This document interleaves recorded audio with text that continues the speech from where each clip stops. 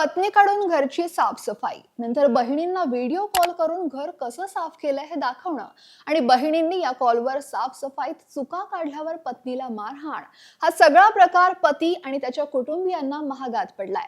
तर झालं काय? पतीपासून विभक्त झालेल्या एका महिलेनं आपला पती हार्दिक शाह आणि 3 विवाहित नणंदा आणि सासऱ्या विरोधात कौटुंबिक हिंसाचारासंदर्भात तक्रार दाखल केली होती आणि त्यावरून दाखल केलेला गुन्हा रद्द करण्यासाठी संबंधित पती आणि त्याच्या कुटुंबियांनी उच्च न्यायालयात धाव घेतलेली.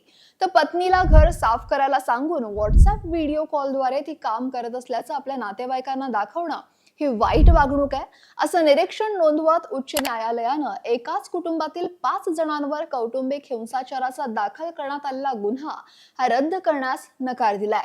न्यायमूर्ती अजय गडकरी आणि न्यायमूर्ती नीला गोखले यांच्या खंडपीठापुढे ही सुनावणी झालेली. 3 विवाहित नणंदा त्यांच्या घरी बसून माझ्या संसारात हस्तक्षेप करत होत्या. माझा विवाह होताच घरकामाला मदत करणाऱ्या महिलेला कामावरून काढून टाकलं. मला सगळी घरकामं करायला भाग पाडलं आणि घर स्वच्छ केल्यानंतर 3 नणंदांना घर कसं स्वच्छ केलं हे व्हॉट्सअप कॉलद्वारे दाखवावं लागायचं. तिन्ही नणंदा या किरकोळ बाबींवरून भांडत आणि माझा पती त्यांची बाजू घेऊन मला मारहाण करायचा आणि त्याशिवाय नणंदा माझ्याकडून हुंडाही मागायची, अशी तक्रार पतीपासून विभक्त झालेल्या या महिलेनं केली होती. इतकंच नाही तर माझ्या चुका पतीला दाखवण्यासाठी नणंदांनी व्हॉट्सअप ग्रुप देखील तयार केलेला, असंही ती महिला म्हणाली.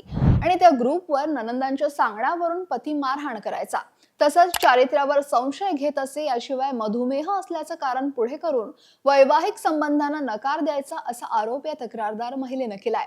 दरम्यान तक्रारदार महिला कौटुंबिक हिंसाचार कायद्याचा गैरवापर करते आणि तीच आपल्याकडून पैसे उकळण्याचा प्रयत्न करते, हा याचिकाकर्त्यांचा युक्तिवाद न्यायालयानं फेटाळण्यास नकार दिलाय. याचिकादार नवरा हार्दिक शाह आणि तक्रारदार महिलेचा डिसेंबर 2021 मध्ये विवाह झालेला. हार्दिकचे वडील त्या नवविवाहित दाम्पत्यासोबत राहायचे, तर नणंदा त्यांच्या सासरी राहायच्या. तर माझं स्त्रीधन देखील मला दिलं नाही, अशी तक्रार या महिलेनं केली आहे. महिलेनं सांगितलेल्या माहितीनुसार एके दिवशी तिघी घरी आल्या. त्यांनी घर नीट स्वच्छ करत नाही असा आरोप केला, शिवीगाळ केली आणि तसंच माहेरहून काही गिफ्ट्स देखील आणायला सांगितले.